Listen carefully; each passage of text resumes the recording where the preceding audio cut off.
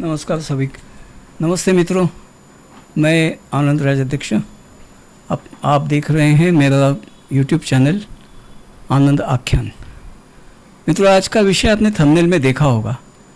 ज़रा आपको अजीब लगा होगा कि मैं क्या बोल रहा हूँ, लेकिन मैं मित्रों बिल्कुल सही बात बोल रहा हूँ कि जो भी इज़राइल ने किया है, जितने पेजल बम फोड़े हैं, जितने वॉकी टॉकी या जो भी किया है, जितने भी लोगों तक विस्फोटक पहुंचाए हैं, उन्होंने एक बात असल में संदेश यही दिया है कि भाई जियो और जीने दो।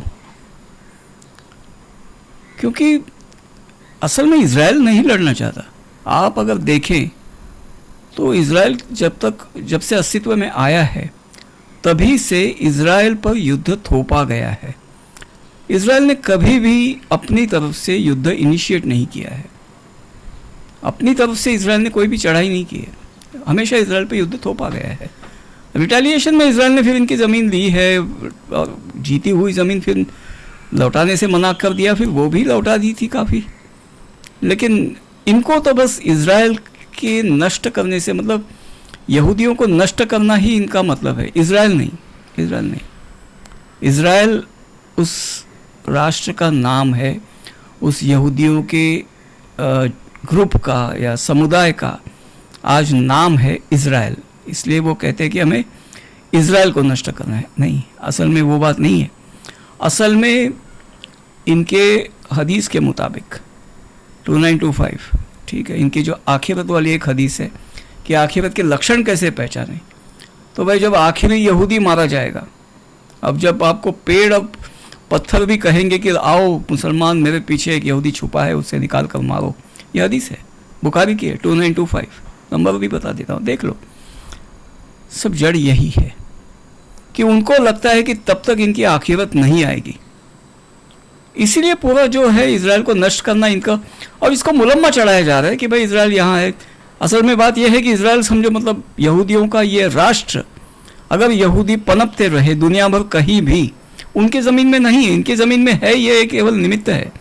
वो साउथ पोल पे भी, अंटार्कटिका पर भी यहूदियों को अगर बसाया जाएगा ना, तो भी वो वहाँ जाकर इनको मारने की सोचेंगे, क्योंकि ये मानते हैं, इनकी ये मान्यता है, इट्स देयर बिलीफ कि भाई जो है जब तक आखिर यहूदी नहीं मारा जाएगा आखिरत नहीं आएगी, और इनके जो कर्मों का, कांडों का इनको हिसाब नहीं मिलेगा। ये जन्नत नहीं जाएंगे या जहन्नम नहीं जाएंगे, मतलब उनका हिसाब नहीं होगा। तो उसमें यहूदी एक अड़चन है, और हम हिंदू भी है, क्योंकि गज़वाए हिंद भी उसके पहले गज़वाए हिंद भी होना है। तो एक्चुअली हिंदूज एंड जूज जो है ना, वो इनकी मान्यता के मतलब क्या कहें, इनकी मान्यता पर जिबा कुर्बान किए जाने रहे। क्या हिंदू और यहूदी दो बहुत पुरानी और दोनों बहुत समृद्ध बुद्धिमान संस्कृतियां, इनके ये मान्यता के लिए कुर्बान की जाएगी? नहीं, वी ड्रॉ द लाइन, ये नहीं होगा। ठीक है, आपका ट्रैक रिकॉर्ड देखिए, जहां भी दुनिया में आप गए हैं आपने नरक ही मचाया है। कहीं से भी, कहीं पर भी आप सक्सेसफुल नहीं हो। पाकिस्तान देख लो, बांग्लादेश देख लो, भारत से आपने नोच लिया, क्या किया वहां? बिल्कुल गंद मचाया, बिल्कुल भारत की मतलब अखंडित भारत की सबसे बेहतर भूमि थी, आपने उसकी वाट लगाई। भीखिस्तान हो गया, बांग्लादेश भी भीख के कगार पर खड़ा है। क्यों है? क्योंकि आपको देश चलाना था ही नहीं, आपको बस एक जगह चाहिए थी जहां से आप भारत को कब्जा कर सके। और भारत का कब्जा करके भी आप क्या करने वाले थे? आप में वो क्या कहें, आप में वो काबिलियत है ही नहीं कि आप एक देश को बेहतर बना सको। सत्ता चलाना, हुकूमत चलाना अलग बात है, और एक संपन्न देश बनाना, एक प्रॉस्परस नेशन बनाना अलग बात है। ये आपके जीन्स में नहीं है एक प्रॉस्परस नेशन बनाना। बस आप दूसरे पर आक्रमण करते रहेंगे, इन्वेड करते रहेंगे और उसकी वाट लगाते रहेंगे। मैं टिड्डे जैसा है, बस टिड्डा दल जो है ना, वो खेत खा सकता है, नया खेती वो उगा नहीं सकता। यही है आपके साथ, वही पेस्टिसाइड तो मारना पड़ेगा। और यहूदी अब क्या कर रहे हैं? यहूदी एक्चुअली 7 अक्टूबर को आपने उन पर हमला किया, आपने सिविलियंस मारे। उन्होंने अभी तक सिविलियंस मारने को ये नहीं किया था। आप सिविलियंस के पीछे, मतलब आप उनसे, एक गाजा में भी आपने कभी ये नहीं किया कि आप उनसे 1 to 1 भिड़े या मैन टू मैन भिड़े या रण मैदान में भिड़े, नहीं भिड़े आप सिविलियंस के पीछे छुप कर वार करते रहे और कहते रहे। फिर आप, उन्होंने जब रिटेलिएट किया तो कह रहे कि बच्चे मार रहे हैं, ये मार रहे हैं, वो मार रहे हैं।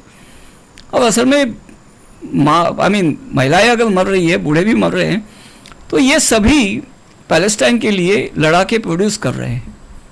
जब आप लोगों ने इनके बूढ़े को, बच्चों को मारा था, ओवन में भुना था, इन्होंने कभी आके निषेध नहीं किया था आपका। शायद इनमें से ना हो, पता नहीं, लेकिन कितने महिलाओं ने हमें आज बहुत ही खुशी हो रही है कल के बताया था। महिलाओं का रेप होने पर खुशी है, बच्चों को ओवन में भूनने पर खुशी है। तो भाई आपके साथ इजराइल ने वो सलूक नहीं किया जो आपने उनके साथ किया है, कम से कम ये बात तो ध्यान रखें। और आपने उनके पीछे छुपकर उनका बलि चढ़ाया है, मर्दों की तरह लड़े नहीं है आप, ठीक है, ये भी समझ लीजिए। और आज इजराइल क्या कर रहा है? आप इजराइल के, मतलब आपका तरीका हमेशा ये रहा है कि आपने मैदानों में नहीं लड़ा है, जो लड़ा है शत्रु के घर पर रेड करके लड़ा है। मतलब उसके परिवार वाले, उसके जो सिविलियंस है, वो डरकर उस पर दबाव डाले कि भाई मत लड़ो, तुम्हारी लड़ाई हो गई है, हम परेशान हो गए, हम मारे जा रहे हैं, तो सरेंडर करो। ये दबाव का तंत्र रहा है आप लोगों का। अब इजराइल ने, मतलब आप लोगों की फैमिलीज, आप लोग के महिला बच्चे सेफ हैं, और आप यहाँ आकर घरों पे अटैक करते हैं हमेशा हमेशा। भारत का तो यही इतिहास है, ठीक है, मैं भारत की बात कर रहा हूँ, ये भारत का इतिहास है। तो ये आप कर रहे हैं, स्वतंत्र भारत का तो यही इतिहास है, या अंग्रेज हुकूमत में भी भारत का यही इतिहास है। राइट्स आपके लिए, दुनिया उनको दंगे समझती है, आपके लिए वो लड़ाइयाँ हैं, ठीक है।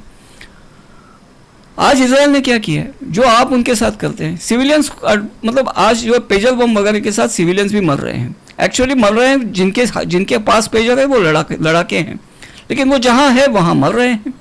तो उधर आजू बाजू में सिविलियंस है, तो कोलेटरल डैमेज हो रहा है।